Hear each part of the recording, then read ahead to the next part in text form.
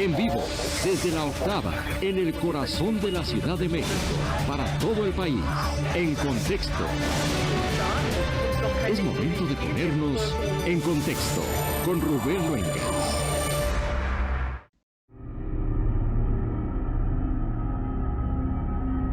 El esperpento nazi, revestido de punk y hardcore, apareció en México el pasado 29 de octubre en un salón de la capital del país, donde mexicanos y españoles autodefinidos como rock duro nacionalista convocaron a unas 300 personas que asistieron rapadas, ataviadas con suásticas y tatuajes nazis, entonando consignas fascistas y hitlerianas en una noche de apología al odio, según reportes de prensa.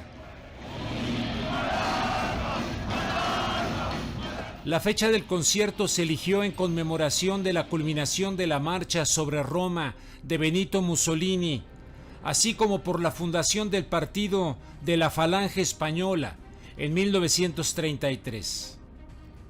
Según publicó el diario español El País, quien dio a conocer la realización de este encuentro, la convocatoria se llevó a cabo casi de manera clandestina y haciéndose presente durante todo el concierto el saludo nazi, entre algunas fotografías de Hitler.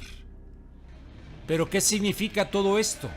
¿Y qué tan extendida podría estar la ideología fascista en nuestro país? Así empezamos en contexto.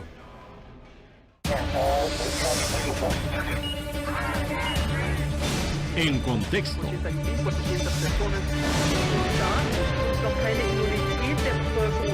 En contexto con Rubén Luengas. ¿Qué tal, estimados amigos? Les saluda Rubén Luengas en esto que es En Contexto, en este espacio de la octava digital, como todos los sábados, al punto de las 8:30 de la noche. Me da mucho gusto saludarles, en verdad. Lo que no me da gusto es que existan este tipo de movimientos de grupos neofascistas en México, pero no es ninguna novedad. Han estado desde hace mucho tiempo. Vamos a entrarle a la materia porque más de 300 autodenominados neonazis o neonazis asistieron a un concierto prácticamente clandestino, de convocatoria clandestina, como lo dio a conocer el periódico El País, llamado El Imperio Contraataca. Pero esta no es la primera vez en la que colectivos de extrema derecha organizan un evento de esta naturaleza en nuestro país. El pasado 3 de noviembre, de hecho, el Senado de la República aprobó una reforma que sanciona con 1 a 3 años de prisión a quien difunda ideas basadas en la superioridad o el odio racial, o bien que por motivos racistas incite a cometer cualquier acto de violencia. Entre los argumentos de la reforma se expuso que en los últimos años en todo el mundo se ha advertido de manera alarmante un inquietante aumento de discursos de odio, racismo e intolerancia. De hecho, en el contexto de los Estados Unidos, pues hay muchos de estos grupos y créanme que son añejos, llevan mucho tiempo, no es ninguna novedad, pero hay que ponerlos en contexto para analizar a qué responde esta situación. Para lo cual, saludo con muchísimo gusto a Jorge McFood. Él es escritor y profesor de estudios internacionales en Jacksonville University, allá en la Florida. Jorge, me da mucho gusto saludarte. El gusto es mío, Rubén. Un placer estar en el programa tuyo otra vez. El placer es mío y de la audiencia seguramente. Jorge, pues enfocándonos, ahorita nos podemos ir hacia lo global, pero enfocándonos en este concierto protagonizado por españoles y mexicanos, 300 personas en la capital de la República Mexicana con fotografías de Hitler, con el saludo nazi. ¿Qué significa esto en tu opinión? Tú habías dicho que no es algo nuevo. Yo diría que en América Latina en los últimos tiempos sí está siendo algo nuevo, en el sentido de que el racismo siempre existió en América Latina y como en Estados Unidos, obviamente, pero la diferencia ha sido que como acá en América Latina hubo un largo racismo estructural y cultural. pero el racismo ideológico era más bien muy raro en América Latina y era una marca de fábrica de Estados Unidos. De hecho, el Ku Klux Klan y anteriormente el sistema esclavista, pero también se articula luego que pierden la guerra civil para reorganizarse. Aparece el Ku Klux Klan y aparecen las leyes Jim Crow, y etcétera, y aparecen libros que articulan de una forma consciente el concepto de superioridad racial para justificar el colonialismo europeo, ya sabemos, y la marginación y la discriminación de los negros en Estados Unidos, que a partir de ese momento eran ciudadanos. Entonces, hubo históricamente un muy fuerte racismo ideológico que incluso inspiró a Hitler, ese racismo estadounidense. Pero en América Latina era muy rara. Incluso, por ejemplo, ahí en México, el partido nazi en los años 40 o 1940, antes de que los alemanes le hundieron dos petroleros a México, pero que estaba compuesto de unas 150 personas y era un país de en esa época unos 20 millones de habitantes, algo muy mínimo, muy menor. Lo mismo podríamos decir de muchos lados, con la excepción, bueno, Chile, Paraguay, Bolivia incluso tenían inmigración alemana, nazi, pero seguían siendo una élite y aún así no estaban abiertamente, no se expresaban abiertamente porque el contexto no le permitía, en el sentido que no estaba bien ser racista, aunque en la cultura lo fuera y la economía también. Pero ahora están saliendo del closet.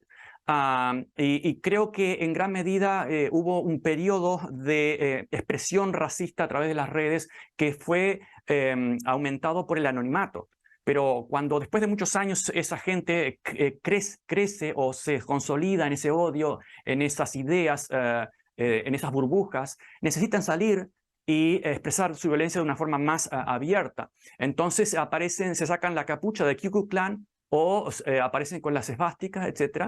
Y eso es lo nuevo, especialmente en América Latina. Repito, en Estados Unidos no, porque los nazis eran muy populares en Estados Unidos antes de la Segunda Guerra y casi todos los grandes empresarios también. Pero en América Latina ya era muy, muy raro. Y lo que está ocurriendo es una internacionalización del fascismo de una forma más deliberada, mejor organizada.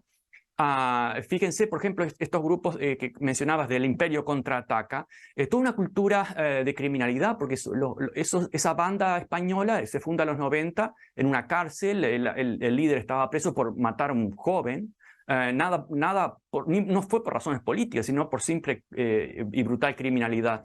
Y esa gente se expresa luego en esas ideologías de odio. Y en el caso, bueno, luego seguramente hablaremos más, pero hay toda una organización, una evangelización de arriba hacia abajo, especialmente de los grandes corporaciones que se están expandiendo, están saliendo de Estados Unidos hacia el resto del mundo y hacia América Latina. Jorge, ahorita me hiciste recordar a Edwin Black, este autor ganador del premio Pulitzer, que escribió varios libros, pero uno de ellos que es muy agudo, que se llama La guerra en contra de los débiles, y que habla de la eugenesia, cómo la eugenesia de hecho termina en la Alemania nazi, pero realmente empieza, independientemente del rastreo que se puede hacer de Galton, de la Gran Bretaña, etcétera, con estas organizaciones Carnegie, los Rockefeller, etcétera, en los Estados Unidos, y cómo terminan en la Alemania nazi. Siguiendo este hilo conductor hasta este tipo de grupos, ¿estos de dónde se nutren, estos españoles, estos mexicanos, con esta expresión de rock, con tatuajes neonazis? ¿De dónde se nutren actualmente? ¿A poco se siguen nutriendo del movimiento que de hecho empieza en el ocultismo con Hitler? Sí, bueno, uno puede decir de dónde se nutren las religiones. Si hay grupos fuertemente militantes y grupos fuertemente evangelizadores en un sentido general, no solamente cristiano, obviamente que van a haber muchos atraídos por eso, y eso crece y crece. Yo estoy totalmente de acuerdo en la libertad de expresión, pero luego ya pasamos límites a un discurso de odio, a ir contra los demás, sobre todo sobre los más débiles. Es una larga tradición, pero además de una forma reivindicada. En Estados Unidos como en Europa, hoy es una repetición en muchos aspectos de lo que fue hace 100 años. De hecho, fíjense que ese concierto ahí cerca del Palacio de Bellas Artes, ahí en México, ¿no? Tuvo lugar el 29 de octubre, ¿verdad? 29 de octubre, Sí. cuando termina la marcha sobre Roma y el duce se convierte en la figura fuerte. En el 1922, pero también en 1933 se crea en la misma fecha la Falange, con Primo de Rivera y otros, la Falange española. Los fascistas, el fascismo comienza a crecer muy fuerte. ¿Por qué todo eso? Bueno, ya sabemos, muchos han explicado eso, hay fuertes frustraciones de Alemania, de Alemania derrotada, la economía, etc. Y en este momento estamos en algo similar. Es un sentimiento especialmente del centro del mundo, la raza superior, etcétera, que ya no manda, no ordena, ni dicta en el mundo. Entonces, esa frustración se debe expresar de alguna forma. ¿De qué forma? ¿Echándole la culpa a nosotros mismos? No, como siempre, echándole la culpa a los otros. Fíjense la política acá en Estados Unidos, recién tuvimos elecciones y los partidos de derecha insistieron de forma repetida en criminalizar a los inmigrantes, es decir, como decías, a los pobres o a los débiles. ¿Qué pasa? Los inmigrantes acá son 10 millones de trabajadores abnegados, de los más trabajadores que hay. Se los acusa de criminalidad, como en Europa, cuando su nivel de criminalidad, a pesar de que la mayoría son jóvenes, en la peor edad en cuanto a estadística criminal, son 3 veces o bastante menor que el resto de la población. Pero ¿qué pasa? No votan. Entonces, siempre criminalizando a aquel que está en una situación social, política, económica vulnerable. Es muy fácil. Ese es el caso ideal. Y así ganó aquí Marco Rubio, DeSantis y muchos otros conservadores en Texas, en Florida, etcétera, criminalizando a los pobres. Eso es parte del mismo espíritu. No es casualidad que Ron DeSantis, de hecho, es un probable speaker o conferencista. Tal vez envíe un mensaje ahí al CPAC que va a tener lugar en el 28-29 de noviembre. Y está Ted Cruz, y hay una serie de elementos, igual que en América Latina, que comparten la misma ideología que surge, repito, del centro del mundo, de frustración, se expande y toma cuerpo en las clases privilegiadas de Brasil, de Argentina, de México, etc. No todos, pero sí que ahí es donde más toma cuerpo, y se populariza a otros que, como siempre, le siguen el juego. Pero eso es parte de la misma ideología de esa internacional fascista, que en algunos casos es nazi, en algunos casos es más un fascismo más políticamente correcto, que aceptan, por ejemplo, grupos gay dentro del mismo CIPAC y grupos de conservadores, incluso algunos ateos, pero eso es parte de lo políticamente correcto.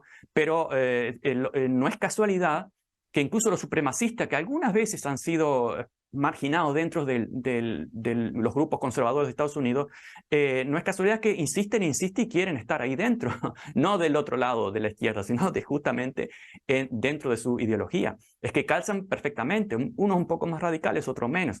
Pero es parte de ese proyecto de evangelización, que alguna vez fue puramente religioso, que también tenía efectos políticos y ahora es más político. Hay temas, por ejemplo, en la reunión, uno de ellos es la insistencia sobre la libertad, ¿verdad? Esto es fundamental.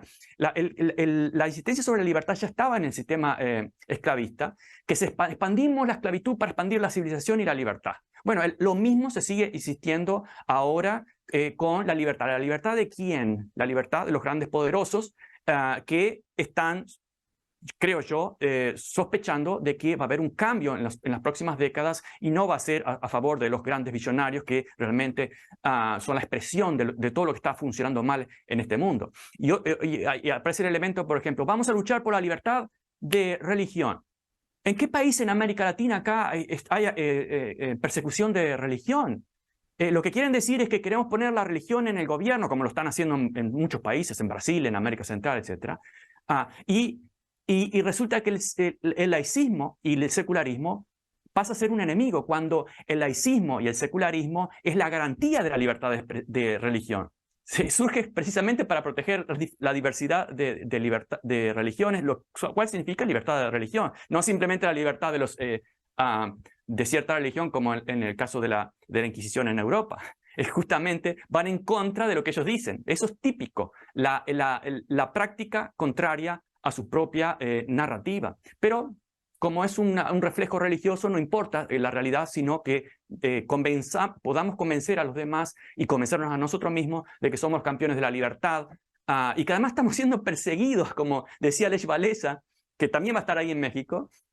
Perseguidos, sí. Los heterosexuales estamos siendo perseguidos por las minorías sexuales y somos oprimidos por ellos. Otra vez, la contradicción de realidad y discurso.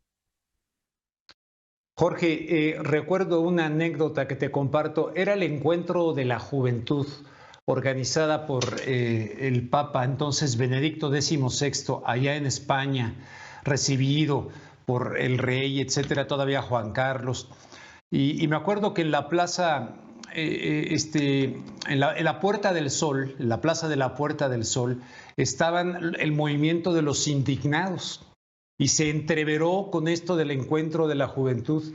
Y me tocó ver cuando de repente llegó un grupo de jóvenes y cuando vieron ahí al grupo de los indignados tomando la plaza, estos jóvenes levantaron la mano y dijeron: ¡Viva el Papa! Pero con este saludo me impresionó enormemente. La verdad dije, bueno, pero, a ver... Pero es una tradición también, recuerden las fotografías y la tradición de la Iglesia Católica y Franco haciendo el saludo fascista.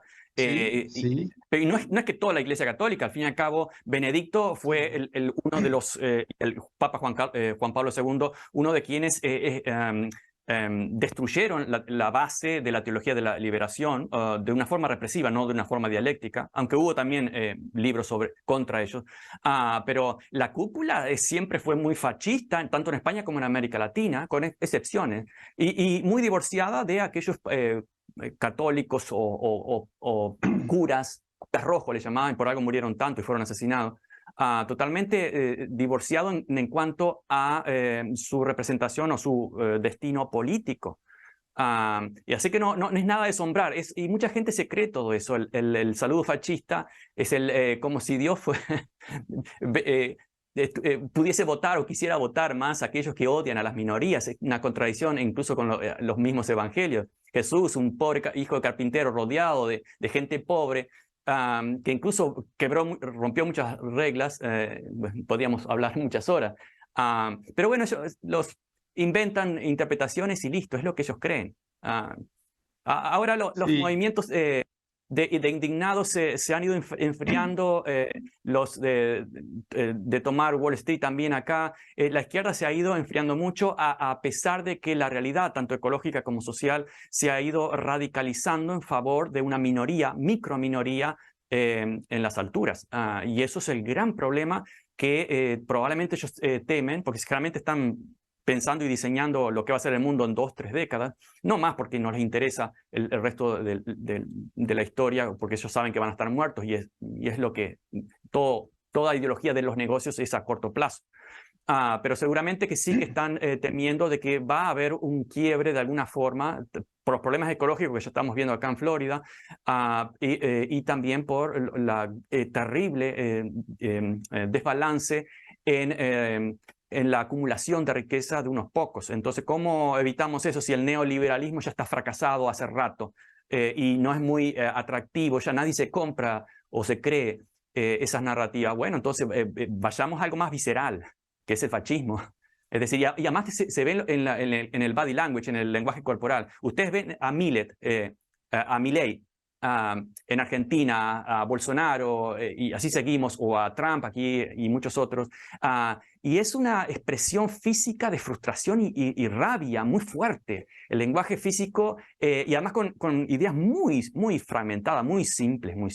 Hace poco escuchaba en uno de esos congresos de derecha, de acá en Estados Unidos, decir, bueno, nosotros como somos los líderes del mundo y no vamos a permitir que haya bad actors, actores malos. ¿Qué es eso de actores malos? Una idea tan simplista, típico del good guy, bad guy, el chico malo, el chico bueno, es entre religioso y cómic de superhéroe, es decir, más infantil, más primitivo, de repetición imposible, no tiene ninguna idea detrás, pero es muy visceral y vende muy rápido, muy fácil, sobre todo a través de las redes sociales, que es algo muy fragmentado. Y bueno, están potenciados en ese aspecto, tanto por las nuevas tecnologías, pero además por las nuevas frustraciones del centro y de la élite dominante del centro, de los multimillonarios. Tenemos muchos ejemplos. Oye, Jorge, te quiero preguntar, ¿qué tan preocupados tendríamos que estar en el caso de México de que se haya organizado este concierto con 300 personas? Podríamos decir, bueno, son unas cuantas manzanas podridas. Además, vinculados estrictamente al tema también del rock, ¿no? O esta manifestación rockera, y decir, bueno, son unos cuantos, no pasa nada. ¿Hay que minimizarlo o habría que poner atención en estos momentos tan raros, tan extraños, que de repente, porque fueron 300, pero no sabemos cuántas personas realmente desde el closet pudieran estar albergando ese tipo de ideas, de ideología? Y respecto al tema religioso, este tipo de grupos siempre se ha sentido autorizado por Dios. Habría que recordar incluso el cinturón de los nazis en la hebilla. Pues tú recordarás lo que estaba escrito, God mit uns, Dios está con nosotros. Y Bush en los Estados Unidos, Dios está con nosotros. Y los demócratas también, a nation under God. Y todo el mundo utiliza la idea divina de Dios para justificar una serie de actitudes, aunque sea la eliminación de otros seres humanos. Exacto, o las monedas de Franco que mandó a acuñar, y hasta en la Río de la Plata yo he encontrado algunas cuando era chico, que decía Francisco Franco, caudillo por la gracia de Dios. Es decir, el secuestro de Dios, porque es muy conveniente. Y voy a tu pregunta, pero recordemos, por ejemplo, que todo ese paquete de antiaborto, antideterminadas cosas, son ganchos para poder hacer que la mayoría vote por una minoría de arriba. ¿Cómo hacemos que un pobre vote a favor de Elon Musk, por ejemplo, o cualquier millonario que cada tanto se convierte en político, o es de clase media pero necesita millones de dólares para ser presidente? ¿Cómo lo convencemos? Bueno, le ponemos en el menú, como en el McDonald's, alguna Coca-Cola, papas fritas, y se terminan comiendo la hamburguesa o viceversa. Entonces aparecen determinados elementos muy caros a mucha gente, el Dios, la religión, el aborto, etc. Y votan todos juntos. Cuando votan por eso, también están votando recortes de impuestos, el aumento abusivo de poder y de los lobbies que están en los gobiernos de América Latina, de Estados Unidos, que dictan leyes, y eso la gente no sabe porque no tiene ni el tiempo ni las ganas de ponerse a pensar o a estudiar de qué está pasando en este momento en los congresos, por qué son representantes de los lobbies que no fueron votados por nadie los que escriben las leyes. ¿Por qué? No, bueno, pero están a favor de Dios. Bueno, primero que secuestraron a Dios, segundo que pusieron algunos dulces en la bolsa y te compraste el paquete.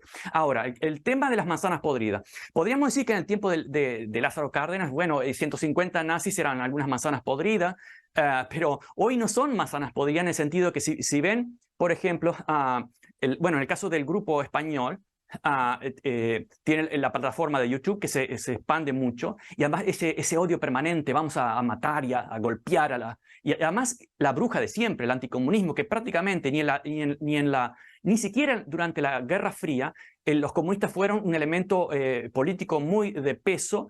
Lo decían los mismos militares en América Latina: acá no hay comunistas, no tenemos problema comunista. Y Washington y la CIA decían: no, pero eso es lo que vamos a vender ahora, lo que tenemos que hacer, convencer a la gente.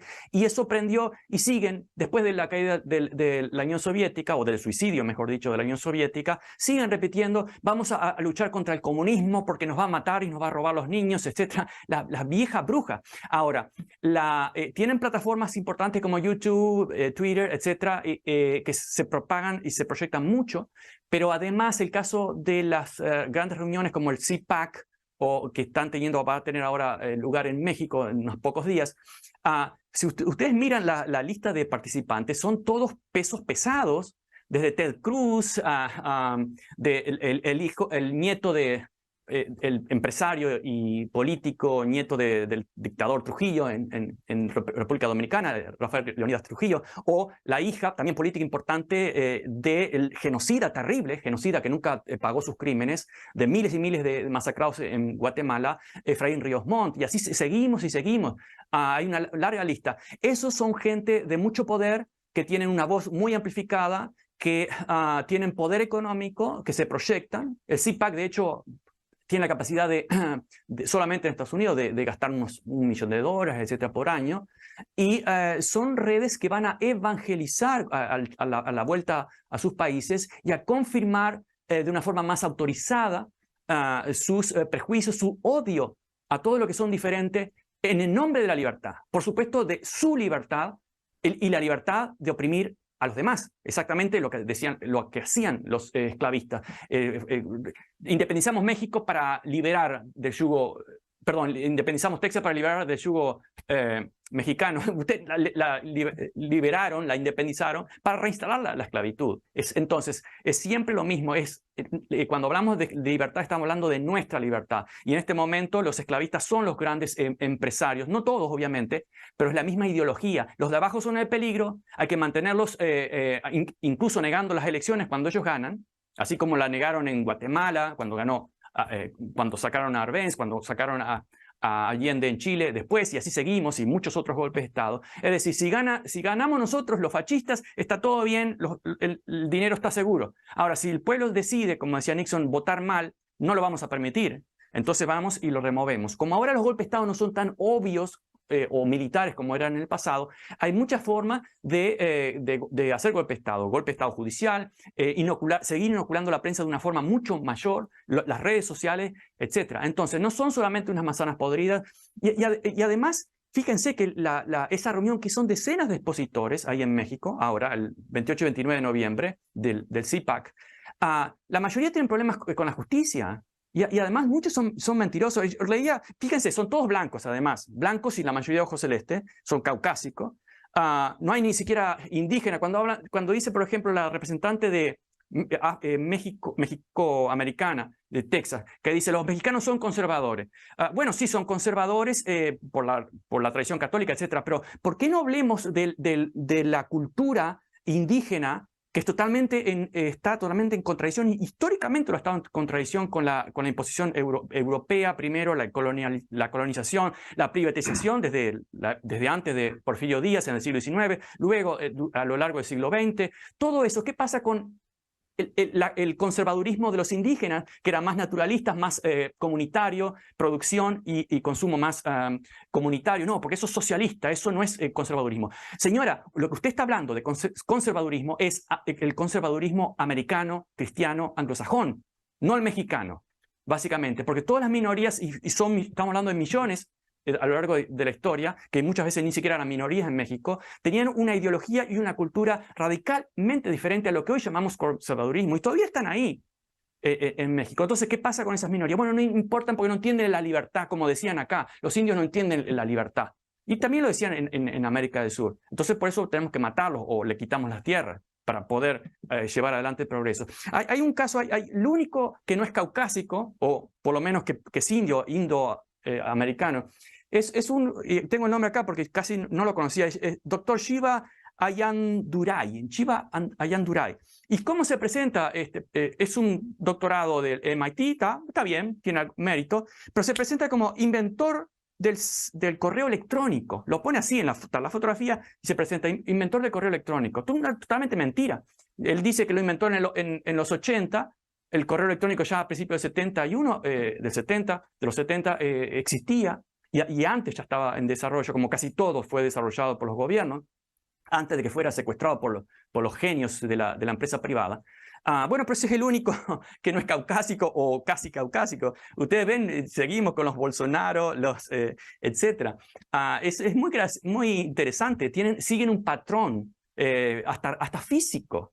No solamente en la forma de expresión de mucho odio y vamos a resolver esto a los golpes, como la banda de rock española, ¿sí? A los golpes resolvemos los problemas. Bueno, de esta forma también no son solo unas manzanas podridas, son algo mucho más que eso. Y aquí, para aclararle al público que tal vez no lo haya advertido, una cosa es esta reunión de la que estamos hablando, de los 300 neonazis, y otra cosa es esta reunión que va a tener en Santa Fe acá en la Ciudad de México, que va a tener lugar donde viene Lech Walesa, donde vienen este tipo de personajes, con la bendición de personajes como Mario Vargas Llosa, etcétera, y que en este momento de la historia se van a concentrar en México, y de ahí estás narrando a uno de los participantes de esa organización que ha sido calificada como una reunión de la ultraderecha en México, ¿no? Es correcto, ¿no? Exacto, sí, son dos cosas, pero están vinculadas, ¿verdad? Pero Una están vinculadas, sí. Sin duda, sí, una a través de lo que podemos decir, vamos a ser generosos y decir que a través del arte, y otra a través de la política, de los negocios, porque eso es un fórum de lo que sería antes los neoliberales, que ahora son libertarios, y que van más por la vía de lo visceral, lo racial, lo religioso, lo populista, pero siempre con un claro objetivo de unos pocos. El dinero, al final del día, el dinero se lo van a llevar muy pocos de todas esas políticas. Y van a comenzar a reprimir. Recuerden que, y pasa aquí en Estados Unidos, en todos los libertarios se llenan la boca con la libertad, llegan al poder, caso Ron DeSantis en Florida, y comienzan a prohibir. ¿Acaso no se puede hablar de gays en las escuelas? Porque no existen los gays. No se puede hablar de que hubo racismo. Los libros, repito, mi libro La Frontera Salvaje no se puede usar en ninguna secundaria porque ofrece una perspectiva crítica de la historia estadounidense. Es decir, la Inquisición en esteroides. Entonces, la libertad, lo mismo que el sistema esclavista. Y por algo insisto tanto, el sistema esclavista fue derrotado militarmente, pero venció políticamente después, se reorganizó y se inoculó casi todos los aspectos de la vida política y social de Estados Unidos. Y a partir de ahí fue las políticas imperialistas Muy bien, Jorge. La idea Jorge, pues de que podemos... Se me agota el tiempo. Es apasionante lo que estás narrando. Yo aquí le seguiría con que, pero es que de repente entre demócratas y republicanos parecen ser las dos caras de la misma moneda, con estas diferencias, pero ¿qué te parece si lo abordamos otro día? Porque siento que la élite nos ha venido engañando con derechas e izquierdas. Muchos entran tocando el violín con la izquierda y llegan al poder y lo terminan tocando con la derecha. Oye, Jorge, pues un fuerte abrazo. Te agradezco mucho porque tengo otra invitada para hablar precisamente de las elecciones allá en los Estados Unidos. Estamos en contacto y te mando un fuerte abrazo. Un gusto, Rubén, y muchas gracias por la invitación. Al contrario, Jorge McFood, escritor, profesor de estudios internacionales en Jacksonville University, allá de la Florida. Amigos, si me permiten, vamos a hacer una pausa y regreso con Laura Carson y las elecciones intermedias en los Estados Unidos. Regresamos en Contexto. Diálogo abierto, directo y sin concesiones. En el conversatorio de la Octava, nuestros invitados especiales responden tus inquietudes. Y mi posición siempre ha sido la misma. Mi lealtad es con el presidente del Observador. Escucha lo que políticos, activistas, expertos y líderes de opinión tienen que decirte. En mí siempre vas a encontrar a una mujer que estudia y que lee. No me voy a lo güey, a los trancazos con nadie. Acompáñanos todos los domingos en esta charla abierta sobre los temas del momento. No lo olvides, el conversatorio domingo 1 de la tarde por laoctava.com y YouTube.